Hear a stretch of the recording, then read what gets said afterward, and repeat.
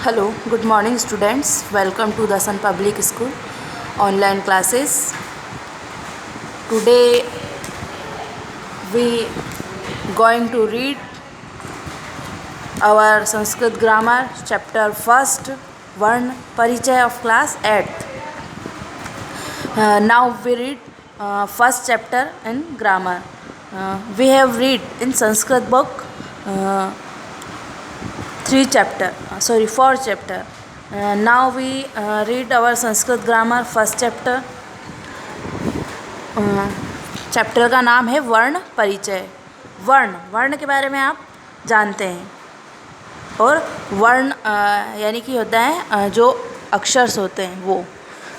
हिंदी में आपने वर्ण परिचय के बारे में पढ़ा ही होगा, उसी प्रकार से हम संस्कृत में भी वर्ण परिचय के बारे में पढ़ेंगे कि जो वर्ण परिचय है वो यहाँ पर किस प्रकार दिया है। यानी वर्णों के समूह को वर्णमाला, यानी वर्ण मिलाकर एक वर्णमाला बनती है। और वर्णमाला हिंदी में वर्णमाला अ से अह तक स्वर होते हैं और क से ग तक व्यंजन होते हैं।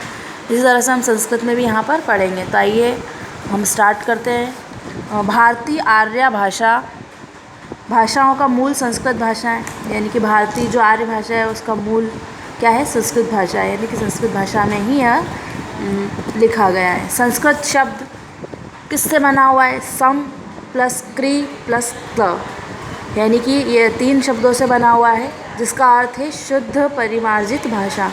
यह एक शुद्ध भाषा है और संस्कृत भाषा से ही हिंदी भाषा का निर्माण हुआ है, संस्कृत भाषा से ही अन्य भाषाओं का निर्माण हुआ है। हमारे जो ग्रंथ है रामायण महाभारत, ये सारे जो ग्रंथ हैं, वेद उपनिषद, ये सारे जो ग्रंथ हैं ये संस्कृत भाषा में ही लिखे गए हैं और इसको फिर हिंदी अनुवाद में किया गया है। प्राचीन काल में संस्कृत का वैदिक रूप भी रहा है, यानी पुराने समय में संस्कृत का वैदिक रूप जिसमें वैदिक साहित्य लिखा गया है। किंतु आज जिसे संस्कृत भाषा कहते हैं वह एक लौकिक संस्कृत है। इस भाषा के आदि कवि महर्षि वाल्मीकि थे। जो संस्कृत भाषा के जो आदि कवि हैं वो महर्षि वाल्मीकि हैं, और महर्षि पाणिनि ने इन्हें पहली बार एक आदर्श व्याकरण में के संधितन सांचे में ढाला था। यानी कि इसको जो लिखा था वह महर्षि वाल्मीकि ने लिखा था, और महर्षि पाणिनि ने इसको एक व्याकरण के रूप में, एक व्याकरण के सांचे में ढाला था। लौकिक संस्कृत का आधार स्तंभ महर्षि पाणिनि द्वारा रचित अष्टाध्यायी हैं, यानी कि 8 अध्यायों में विभाजित है, जिसकी रचना निम्नलिखित 14 माहेश्वरी सूत्रों के आधार पर की गई है। यानी कि जो अष्टाध्यायी है उसकी जो रचना है वह 14 माहेश्वरी सूत्रों के आधार पर की गई है। और ये जो माहेश्वरी सूत्र ये निम्न यहाँ है, जैसे यहाँ पर 14 माहेश्वरी सूत्र दिए हुए हैं। आइए हम इनको पढ़ते हैं। फर्स्ट है अ ई उ न, सेकेंड री री क, थर्ड ए ओ ण, फोर्थ ए ओ च, 5 है ह य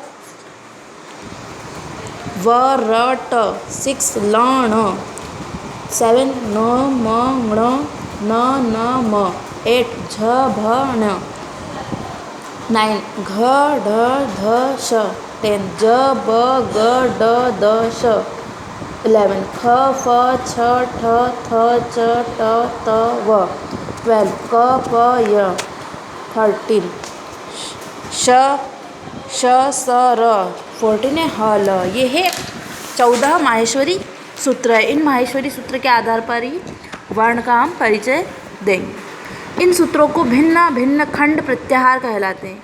इन सूत्रों को भिन्न भिन्न खंड करना, यानी इन सूत्रों को अलग अलग करना। ये जो अलग अलग वर्ण हैं इनको अलग अलग करना एक प्रत्याहार कहलाता है।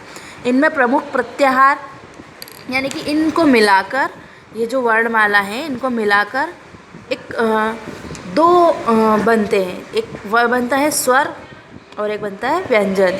हिंदी में जिसे हम स्वर कहेंगे और व्यंजन कहेंगे। तो अच को हम कहेंगे स्वर और हल को कहेंगे हम व्यंजन।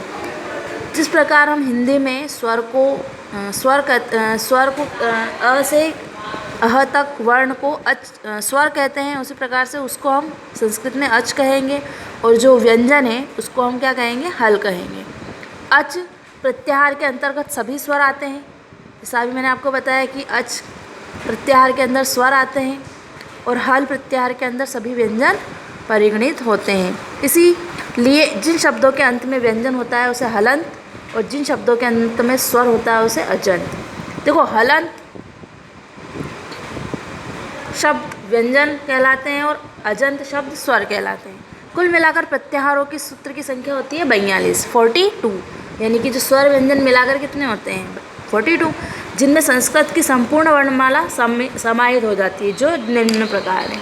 यानी कि जिस तरह से हम हिंदी में स्वर व्यंजन पढ़ते हैं उसी प्रकार से, सिर्फ नाम परिवर्तन है, बाकी सारी चीज़ें सेम ही हैं। जो 42 वर्णमाला वो यहाँ पर संस्कृत की वर्णमाला यहाँ दी हुई है।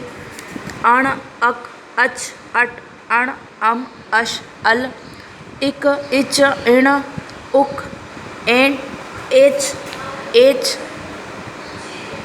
हश, हल, यण, यम, यण, यय, यर, वश, वल, रल, मय, डम, इज, झश, हर्ष, झय, झर, झल, भश, जश, बश, खय, खर, छव, चय, चर, शर, छल, शल। ये 42 वर्णमालाएँ। प्रत्याहार बनाने की नीति। प्रत्याहार का अर्थ होता है संक्षेप में कथन।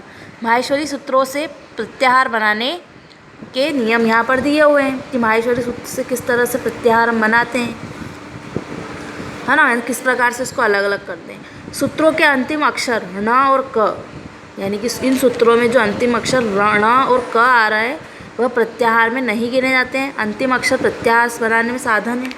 जो प्रत्याहार बनाना है उसके लिए प्रथम अक्षर सूत्र में जहाँ हो वहाँ ढूंढना चाहिए। अंतिम अक्षर सूत्र के अंतिम हलंत अक्षरों में ढूंढिए। प्रत्याहार के प्रथम वर्ण से लेकर अंतिम वर्ण तक पहले के सभी वर्ण को उस प्रत्याहार में गिने जाएंगे। सूत्र के अंतिम वर्ण को नहीं गिना जाता है। जैसे यहाँ पर दिया हुआ है, अच प्रत्याहार में प्रथम वर्ण क्या होता है, अ, है ना, जो कि माहेश्वरी सूत्र का प्रथम वर्ण है अ। जो स्वर में अ सबसे पहले प्रथम वर्ण आता है। च सूत्र का अंतिम वर्ण जो कि चौथे सूत्र का अंतिम वर्ण है, यानी कि अच। तो अच में आएगा अ, आ, ई, ऊ, री, र, ए, ओ अर्थात सारे स्वर समाहित। अच में क्या, सारे स्वर समाहित है। अच और हल में व्यंजन समाहित है और अच में स्वर समाहित है। अब हम यहाँ पर पढ़ेंगे। इतना ध्यान अवश्य रखना चाहिए कि मध्य वर्णों के अंत में इत भी आ जाए तो उसका प्रत्याहार में ग्रहण नहीं होता है। अच्छा, जैसे अच प्रत्याहार में न का ग्रहण नहीं होता है।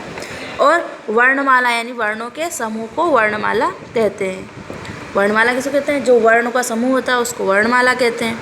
रोमन भाषा में सबसे पहले वर्ण अल्फ़ा और बीटा है, अतः वर्णमाला में अल्फ़ाबेट कहा जाता है। यानी वर्णमाला को इंग्लिश में क्या कहा जाता है, अल्फ़ाबेट। नोट, माहेश्वरी सूत्रों के निश्चित क्रम को किसी भी स्थिति में भंग नहीं करें। लिपि, देववाणी कही जाने वाली संस्कृत भाषा जिस लिपि में लिखी जाती है उसका नाम देवनागरी लिपि है। वह बाएं से दाएं में लिखी जाती है। प्राचीन काल में संस्कृत भाषा ब्राह्मी लिपि में लिखा जाता है। और वर्ण उस मूल ध्वनि को कहते हैं जिसके टुकड़े नहीं हो सके, यानी जिसके टुकड़े नहीं किए जा सकते। जैसे क, ख, घ, ये अधूरे वर्ण है, अपूर्ण है। ये पूर्ण तब होंगे जब इसमें स्वर मिलेगा। इनके टुकड़े नहीं किए जा सकते, इसे अक्षर भी कहते हैं। न क्षीयते न क्षरति वा इति क्षरम, अर्थात जिसके टुकड़े न हो से उसे वर्ण कहते हैं। अब वर्ण के भेद कितने होते हैं? वर्ण के भेद 2 होते हैं हिंदी में, स्वर और व्यंजन। और स्वर व्यंजन को इन्हें संस्कृत में अच कहा जाता है और व्यंजन को हल कहा जाता है। आज के लिए हम वर्ण परिचय में इतना ही पढ़ेंगे। आई होप कि आपको वर्ण परिचय का वर्ण भेद, वर्णमाला, प्रत्याहार रीति और 14 जो माहेश्वरी सूत्र हैं ये सारे समझ में आ गए होंगे। हम आगे हमारी नेक्स्ट वीडियो में रीड करेंगे। Thank you.